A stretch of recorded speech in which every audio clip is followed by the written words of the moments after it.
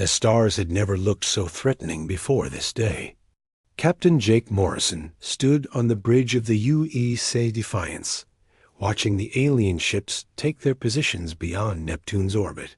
Each enemy vessel was larger than anything humanity had ever built, and there were hundreds of them arranged in perfect formations that spoke of countless victories across the galaxy. Morrison had served in Earth's defense fleet for 15 years, but nothing had prepared him for this moment. The alien ships hung in space like dark omens, and their very presence made the bridge crew nervous. Communications officer Lisa Chun kept checking her instruments while navigator Tony Rodriguez plotted escape routes that everyone knew would be useless against such overwhelming force. The Krillian Dominion had arrived 3 days ago with a fleet that blocked out entire sections of the star field. Their ships were massive things of black metal and glowing energy that pulsed like heartbeats. Intelligence reports from deep space monitoring stations had tracked their approach for weeks, but seeing them in person was something entirely different. These were the same aliens who had destroyed 47 civilizations in their march across. This section of the galaxy. Morrison looked at the tactical display showing Earth's pathetic defense response. 50 ships against more than 300 alien vessels. The math was simple and terrifying. Every captain in the fleet knew they were looking at humanity's final battle, and the odds were not in their favor. The civilian population on Earth had no idea how outmatched their defenders really were. "Sir, incoming transmission from the alien flagship," Lisa reported. Her voice was steady, but Morrison could see the fear in her eyes. The entire bridge fell silent as they waited for humanity's first contact with an alien species. It was not going to be the peaceful meeting that scientists had always dreamed about. The main screen flickered, and Admiral Vextar appeared before them. The alien commander was tall and thin, with 4 arms that moved independently of each other.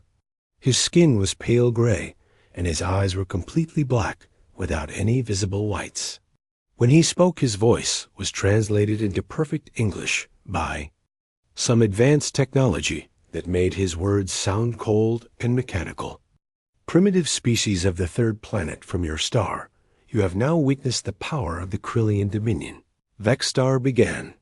His 4 arms spread wide in what humans would later learn was a gesture of complete dominance among his people.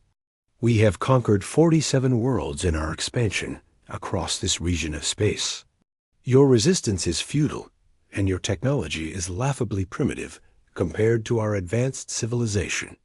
Morrison felt his jaw tighten as the alien continued speaking. The arrogance in Vextar's voice was clear even through the mechanical translation. This was a being who had never faced real opposition and expected all other species to simply roll over and accept their fate. "You will submit to the authority of the Dominion immediately," the alien admiral declared. "If you surrender now, your deaths will be quick and relatively painless. Your planet will be stripped of its resources, but some of your population may be allowed to serve as laborers in our expansion efforts. This is the standard offer we make to all primitive species." The bridge crew exchanged dark looks. Standard offer meant this alien had given the same speech many times before to other civilizations. Morrison wondered how many worlds had accepted this devil's bargain, and how many had chosen to fight and die instead. "However, if you choose to resist us, your world will suffer greatly before its inevitable end," Vextar continued. "We will bombard your cities from orbit until nothing remains but ash and radiation. Your people will watch their civilization burn for generations before we finally grant them the mercy of death. We have made examples of species who dared to oppose us, and their fate serves as a warning to others." Morrison looked around his bridge at the faces of his crew. These were good people who had volunteered to defend Earth, knowing they might face exactly this situation. Lisa Chun had a daughter in college back on Earth. Tony Rodriguez had just gotten married 6 months ago. Engineer Bobby Walsh had 3 kids who thought their father was the greatest hero in the galaxy.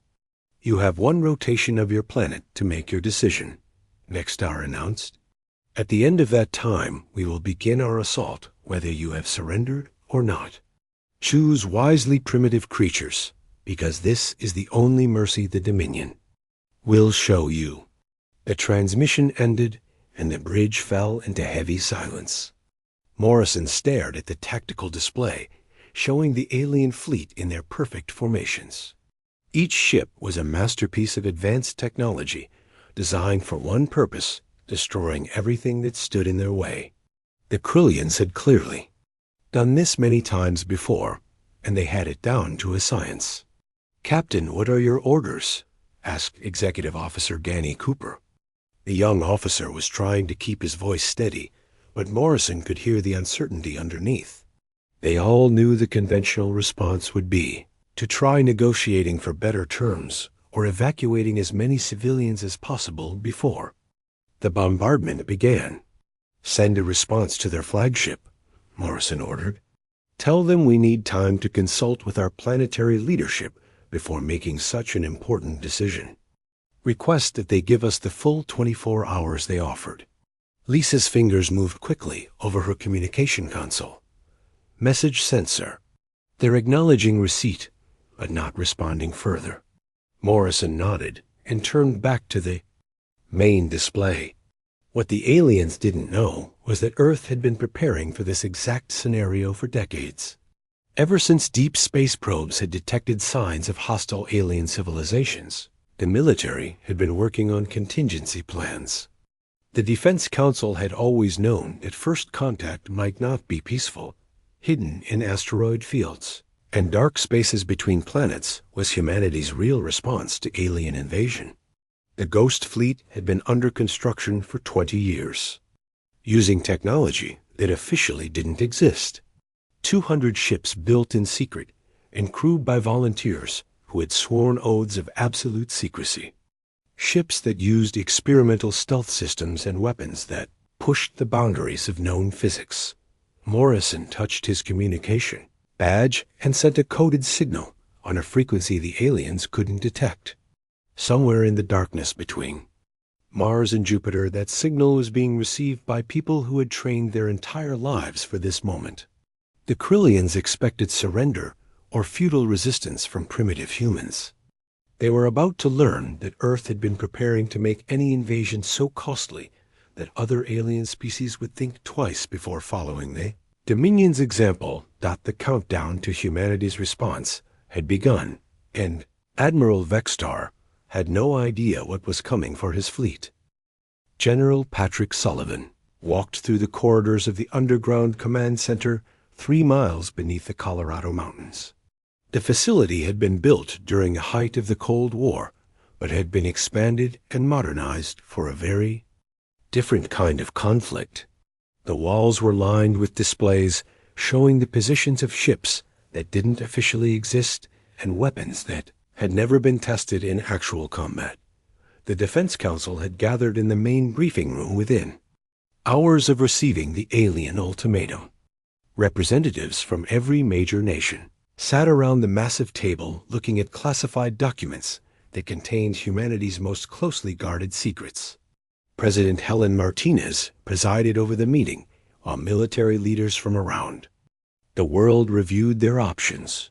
"Ladies and gentlemen, the situation is exactly what we have been preparing for since Project Black Horizon began 20 years ago," Sullivan announced to the assembled leaders. "The alien fleet currently threatening Earth represents the kind of overwhelming force that conventional military doctrine cannot defeat. Fortunately, we are not limited to conventional responses." Dr. Amanda Foster stood at the front of the room next to a holographic display showing the solar system. Red dots marked the positions of known alien vessels, while blue dots showed Earth's visible defense fleet. What the display didn't show were the green dots representing the Ghost Fleet ships that were already moving into attack positions throughout the outer system. Project Black Horizon has successfully deployed 200 stealth vessels over the past decade, Dr. Foster explained. Each ship was built in secret facilities, hidden within hollowed-out asteroids beyond the orbit of Mars. The aliens have no way of detecting these vessels using conventional sensors, because we developed the stealth technology specifically to counter their detection methods. The president leaned forward in her chair, studying the technical specifications that had been placed before each council member. Doctor, can you guarantee that these experimental weapons will work against alien technology? We're risking the survival of our entire species on theories and computer simulations. Dr. Foster nodded confidently. Madam President, our weapons are based on alien technology that we recovered from crash sites over the past 50 years. We reverse-engineered their shield, generators, and weapon systems, then designed countermeasures specifically to defeat them. The quantum torpedoes can phase through their energy barriers, while the plasma cannons generate heat that exceeds anything their armor can withstand. Sullivan activated another display showing the organizational structure of the Ghost Fleet. Our ships are divided into 3 main categories. Fast attack vessels designed to eliminate enemy escorts and communications. Heavy assault ships equipped with experimental weapons for taking down their larger vessels. And stealth frigates that will prevent any alien ship from escaping to report back to their main fleet. General Maria Santos from the European Defense Alliance studied the ship specifications carefully. Patrick, these vessels represent technology that's decades ahead of anything our regular military uses. How can we be sure the crews are properly trained to operate such advanced systems? Every member of the Ghost Fleet has been training in secret for years, Sullivan replied. They've run countless simulations and live fire exercises in remote regions of space where no one could observe them. These people volunteered, knowing they might never be able to tell their families what they really do for a living. They're the best humanity has to offer. Commander Ben Carter was at that moment piloting the USS Phantom through the asteroid belt beyond Mars. His ship was one of 50 stealth destroyers that formed the backbone of the Ghost Fleet's fast attack capability. The Phantom was invisible to conventional sensors and armed with weapons that could punch through alien shields like they were made of paper. Carter's crew consisted of 30 specialists who had been selected from the best pilots and technicians in Earth's military. They had trained together for 5 years, learning to operate systems that pushed the boundaries of human engineering. Navigator Sally Brooks could plot courses through asteroid fields that would be impossible for conventional ships. Weapons Officer Mike Davis had spent countless hours perfecting firing solutions for quantum torpedoes that behaved unlike any weapon in human history. Phantom to Ghost Command, we are in position and ready to begin the hunt, Carter reported over the encrypted communication channel. Around him in the darkness of space, dozens of other stealth ships were taking their assigned positions. The aliens had given humanity 24 hours to surrender, but the Ghost Fleet was going to use every minute of that time to prepare their response, Captain Nicole Rivera commanded the USS Wraith from her position deeper in the asteroid belt.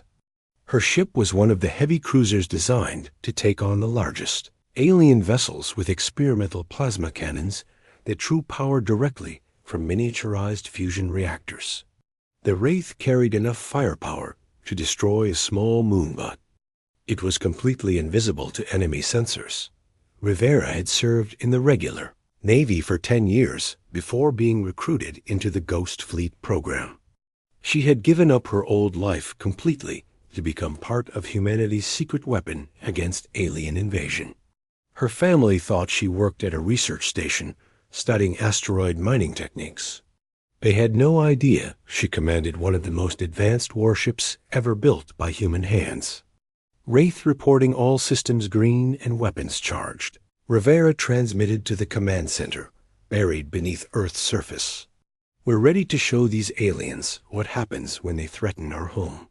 President Martinez was preparing to address the world in what would become one of the most important speeches in human history. She would tell the population about their refusal to surrender and their determination to fight for freedom. What she wouldn't mention was the fleet of nightmare ships that was already moving to intercept the alien invaders. "My fellow citizens of Earth," the president began her address, "we have been given an ultimatum by an alien force that has destroyed many worlds before ours. They expect us to surrender without a fight and accept the destruction of everything we have built. Today I tell you that humanity will never bow to tyrants, whether they come from Earth or from the stars." The speech was broadcast to every corner of the planet and transmitted into space where the alien fleet could intercept it. What Admiral Vextar heard was the defiant words of a primitive species that didn't understand the hopelessness of their situation. What he didn't hear were the coded signals being transmitted on frequencies his technology couldn't detect. The Ghost Fleet was fully deployed and waiting for the order to begin humanity's response to alien aggression. The Krillians had expected to find a defenseless world populated by creatures too primitive to pose any real threat.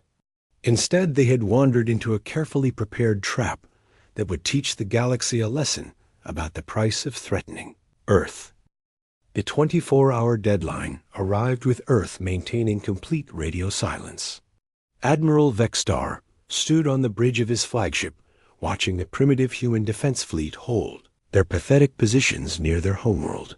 His sensors showed exactly what he expected to see: 50 outdated vessels that posed no meaningful threat to his armada of 300 advanced warships. Vextar had conquered worlds with defenses 10 times stronger than what Earth could offer. His tactical officers had already identified the locations of every human ship and calculated firing solutions that would eliminate them within minutes. The Krillian admiral felt the familiar satisfaction that came with adding another world to the Dominion's expanding empire. Communications officer sent a final message to the human leadership. Vextar ordered with his 4 arms clasped behind his back. "Tell them their time has expired, and we will now begin the systematic destruction of their military forces. Once their defenses are eliminated, we will proceed with orbital bombardment of their major population centers." A message was transmitted, but no response came from the human fleet.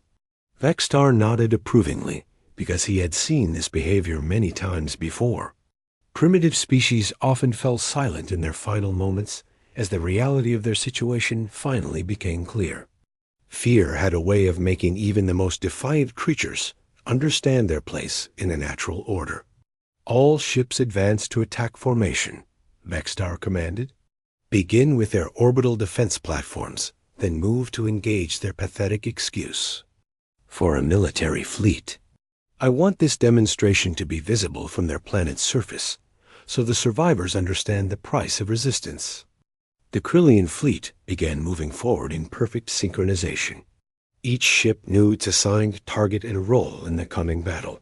Heavy dreadnoughts would eliminate the larger human vessels, while fast destroyers would hunt down any ships that tried to escape. It was a routine they had performed dozens of times across the galaxy. What happened next would be talked about in alien military academies for generations to come. The first sign that something was wrong came when the flagship's shield generators began fluctuating wildly. Energy readings spiked across multiple spectrums, but Vextar's sensors detected no incoming weapons fire. His tactical officer reported impossible readings that suggested massive energy discharges from empty space. Commander Ben Carter watched from the bridge of the USS Phantom as his quantum torpedoes phased directly through the alien flagship's shields. The experimental weapons had been designed specifically to counter Krillian defensive technology, and they performed exactly as Dr. Foster had promised. The torpedoes materialized inside the enemy hull and detonated with the force of small stars. "Direct hit on target," reported Weapons Officer Mike Davis. "Enemy flagship is showing massive internal damage and their shield grid is collapsing." Carter activated his communication system and transmitted the signal that every Ghost Fleet captain had been waiting to hear. "All units, this is Phantom Lead engaging primary target. Ghost Fleet, you are weapons free. Repeat, you are weapons free." Space around the Krillian fleet erupted into chaos as 200 human ships materialized from nowhere. The aliens had been scanning empty space for the past day, but their sensors had been completely blind to the stealth technology that humanity had developed. Advanced cloaking fields based on alien technology turned against its creators, rendered the Ghost Fleet invisible until the moment they chose to strike.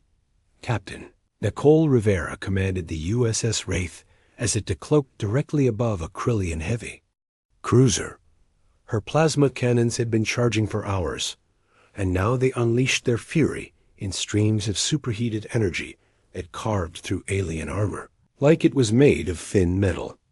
The enemy ship's hull began glowing white-hot as the plasma burned through multiple decks. "Target neutralized, moving to next objective," Rivera reported as the alien cruiser broke apart under the assault. Around her, other Ghost Fleet vessels were emerging from stealth to engage targets that had been selected weeks in advance.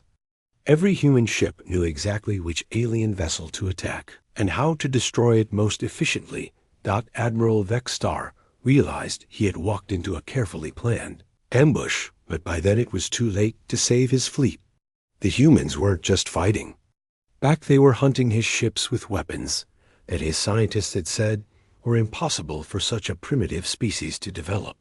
Energy beams that burned hotter than stellar cores tore through Krillian armor, while torpedo weapons phased through shields as if they didn't exist. "All ships retreat immediately," Vexstar ordered as explosions lit up the space around his damaged flagship. "We are facing unknown technology that exceeds our defensive capabilities." Captain Steve Walsh commanded the USS Reaper as it deployed. Swarms of autonomous attack drones that moved too fast for alien point defense systems to track. His heavy assault ship had been designed to eliminate multiple targets simultaneously, and the drone swarms were performing beyond all expectations. Each small craft carried enough explosive power to cripple an enemy destroyer. The Krillian fleet tried to retreat, but found their escape routes blocked by fast human interceptors that had positioned themselves along every possible vector. Captain Dana Brooks commanded a squadron of stealth frigates equipped with warp scramblers that prevented enemy ships from jumping to faster-than-light travel. The aliens were trapped in normal space with a human fleet that seemed to appear and disappear at will. "Enemy fleet attempting to scatter, but we have them contained," Brooks reported to General Sullivan back on Earth. "Recommend we proceed to Phase 2 of the operation." Sullivan watched the battle unfold on tactical displays that showed the systematic destruction of alien vessels. Each Ghost Fleet ship was performing exactly as designed, while enemy forces were being eliminated with minimal human casualties. The experimental weapons were working better than anyone had dared to hope. "Approved, Captain Brooks," Sullivan replied. "Begin total elimination protocol. No survivors and no escape."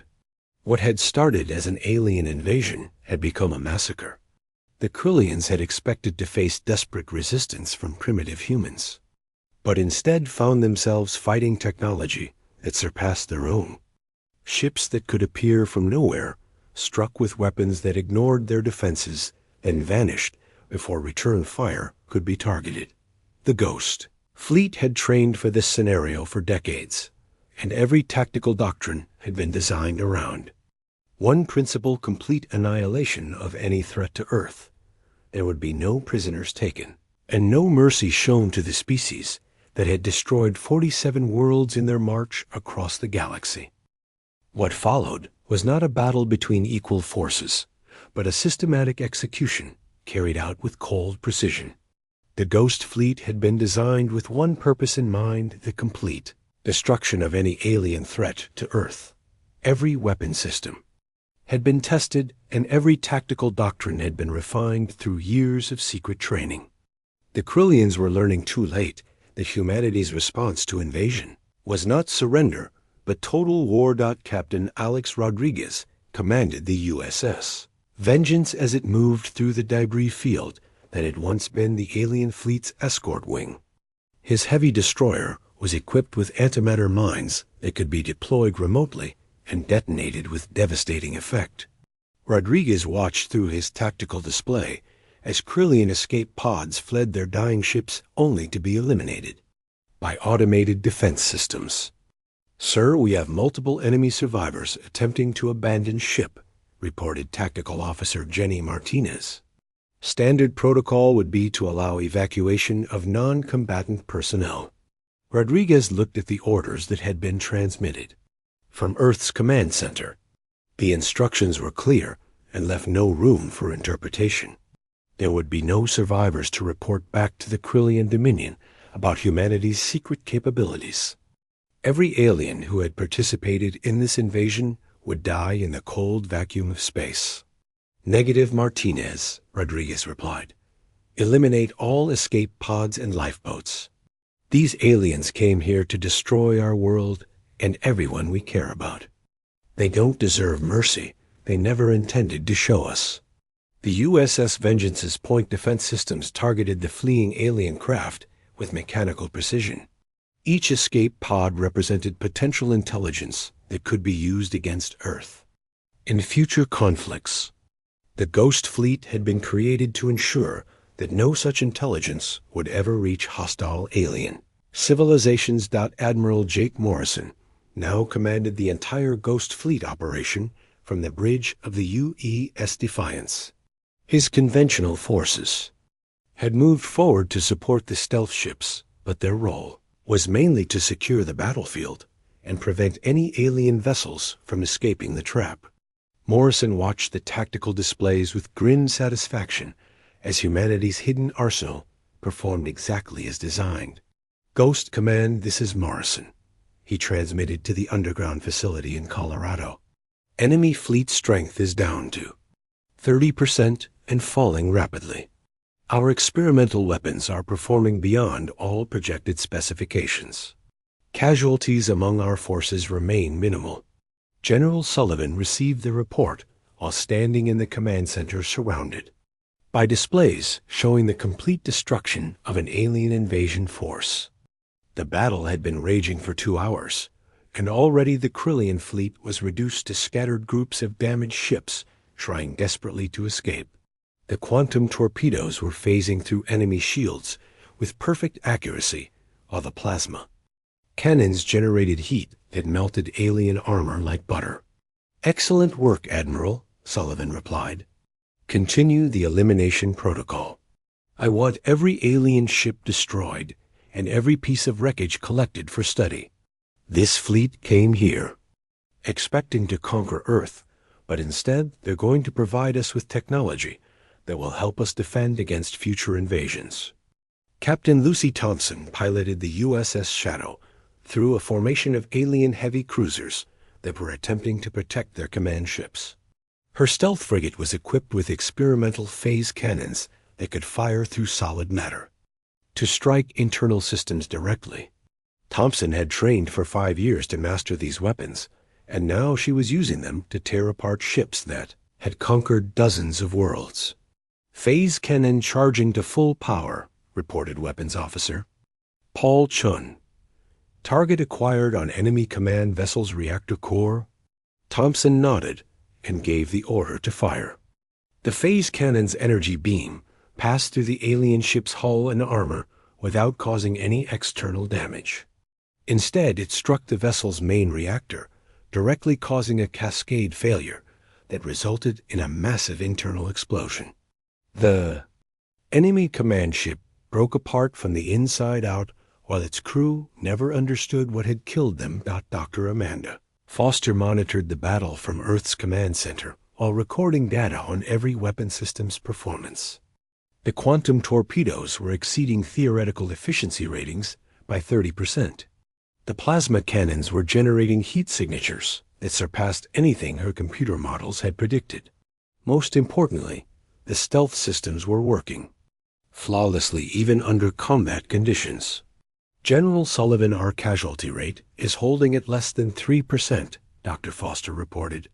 Enemy forces are down to 15% of their original strength, and that number is dropping rapidly. The experimental technology is performing better than our most optimistic projections. Sullivan studied the tactical displays showing the locations of remaining alien vessels. The Krillians had entered Earth's solar system with over 300 ships representing one of their standard conquest fleets. Now fewer than 50 alien vessels remained functional, and those were scattered across millions of kilometers of space while being hunted by human ships. They couldn't see or effectively fight. Captain Bill Davis commanded the USS Nightmare as it stalked a group of alien destroyers that were trying to reach the edge of the solar system. His ship was one of the newest additions to the Ghost Fleet, equipped with weapons that used dark matter as an energy source. The technology was so experimental that Davis and his crew were essentially test pilots for systems that might not work properly under combat stress. Dark matter cannon fully charged and ready to fire, reported engineer Tom Wilson. All safety. Protocols are green and the targeting system has acquired multiple enemy vessels. Davis had volunteered for the Ghost Fleet program, knowing that he might be piloting technology that could kill him as easily as it could destroy enemy ships. The dark matter weapons were based on theories that human scientists barely understood, but they offered power levels that conventional weapons couldn't match. Fire at will, Wilson, Davis ordered. Let's see what these new toys can do against alien armor. The dark matter cannon discharged with a sound that seemed to come from everywhere at once. Its energy beam tore through space itself, creating distortions that affected the fundamental structure of reality. When the beam struck the alien destroyers, they simply ceased to exist, as if they had never been built in the first place. The remaining Krillian ships were learning that Earth's defenders possessed technology that defied everything they thought they knew about physics and warfare. 4 hours after the battle began, space around Earth fell completely silent. Where the mighty Krillian invasion fleet had once threatened humanity's homeworld, there was now only twisted metal and cooling plasma drifting in the darkness. The Ghost Fleet began fading back into stealth mode as their cloaking systems rendered them invisible once more. To any observer, it would appear that the alien armada had simply vanished into empty space. Admiral Jake Morrison stood on the bridge of the USS Defiance, looking out at the debris field that stretched across thousands of kilometers. Pieces of alien ships tumbled slowly through the vacuum, while emergency beacons from destroyed vessels sent out distress signals that no one would answer. In the distance, Earth hung blue and peaceful, completely unaware of how close it had come to total destruction. Sir, we're detecting multiple faster-than-light signatures at the edge of the solar system, Communications Officer Lisa Chon reported. Long-range sensors are picking up at least 6 different ship types from various alien species. They're maintaining safe distances, but they're definitely watching us. Morrison smiled coldly as he studied the sensor readings. Word was already spreading across the galaxy about what had happened to the Krillian 7th Fleet, the species that had been tracking the Dominion's expansion and waiting to see what happened to Earth were getting their answer in the form of a debris field and silence. Let them look, Chun, Morrison said. Let them see what happens when someone threatens our world. Make sure they get a good view of what's left of Admiral Vextar's fleet. In the depths of space, Commander Ben Carter powered down the USS Phantom's weapon systems and began the long journey back to the secret base hidden within a hollowed-out asteroid. Around him, the other Ghost Fleet vessels were doing the same, melting back into the darkness between worlds like nightmares returning to sleep. The stealth ships would disappear completely, leaving no trace that they had ever existed. Carter looked at his crew as they secured their stations and prepared for the transit back to their hidden facility. These men and women had just participated in humanity's first interstellar war, and they had won a victory so complete that it would be remembered for generations. They had proven that Earth was not defenseless, and that aliens who came seeking easy conquest would find only death. Phantom to Ghost command mission accomplished. Carter transmitted on the encrypted channel. All targets eliminated, and no enemy survivors detected. Returning to base for debriefing and resupply. General Patrick Sullivan received the final. Reports from all Ghost Fleet commanders, while standing in the underground command center beneath the Colorado Mountains. Every alien ship had been destroyed, and every piece of wreckage was being collected by specialized recovery vessels. The battle had lasted 4 hours and resulted in the complete annihilation of a force that had conquered 47 worlds. Ladies and gentlemen, Operation Dark Response is complete, Sullivan announced to the Defense Council. The immediate threat to Earth has been neutralized with minimal casualties among our forces. However, we must assume that larger Krillian fleets will eventually learn of this defeat and respond accordingly. President Helen Martinez knew what the general was suggesting. The destruction of the 7th Fleet would not go unnoticed by the Krillian Dominion, and they would eventually send investigators to learn what had happened. When they did, they would find evidence of technology that should have been impossible for humans to develop. Earth's secret would not remain hidden forever. "What do you recommend, General?" the President asked. "We've just demonstrated that we can defend ourselves, but we've also revealed capabilities that will make us a target for every aggressive species in the galaxy." Sullivan activated a display showing star charts of the local region. Red markers indicated known Krillian outposts and supply lines, while blue markers showed potential targets for future Ghost Fleet operations. The time for hiding humanity's capabilities was over, and the time for taking the war to their enemies had begun. "I recommend we accelerate Phase 2 immediately," Sullivan replied. "We will not wait for the enemy to come to us again.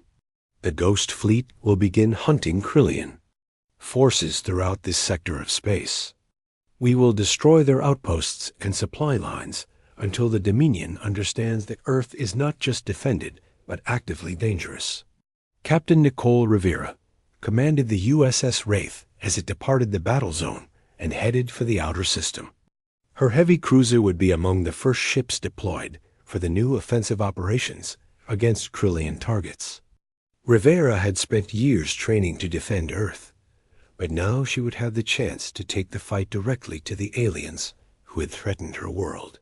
"Navigation plot a course for the asteroid base," Rivera ordered.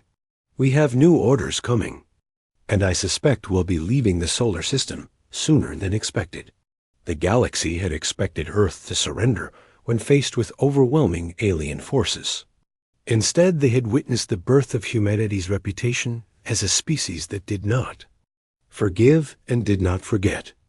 In the dark spaces between stars, the Ghost Fleet continued its patrol, representing a promise and a threat written in stealth technology and experimental weapons. Dr. Amanda Foster began analyzing the wreckage from destroyed alien ships while the recovery operations continued.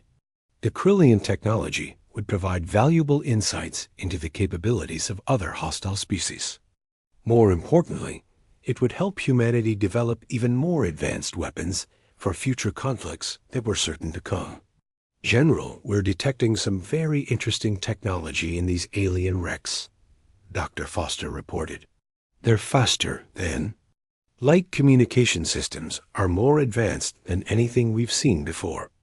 If we can reverse engineer these systems, we could have real-time communication with Ghost Fleet operations anywhere in the galaxy." The Krillian Dominion would eventually send investigators to learn what had happened to their missing fleet.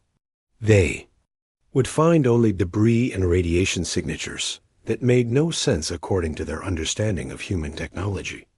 Most importantly, they would find a message buoy broadcasting on all frequencies in perfect Krillian language. "This is Earth," the message began. "You came to our world expecting surrender and found only death. Your fleet is destroyed and your warriors are space dust. We remember every world you have conquered and every species you have enslaved. Earth does not forgive, and Earth does not forget. Come again at your own risk." The age of human expansion had begun, and the galaxy would never be the same. Other species would learn that the small blue world in an unremarkable star system was home to creatures who possessed technology beyond their understanding, and the will to use it against anyone who threatened their freedom. The Krillians had expected to add another conquest to their empire, but instead they had awakened something that would hunt them across the stars, until justice was finally served.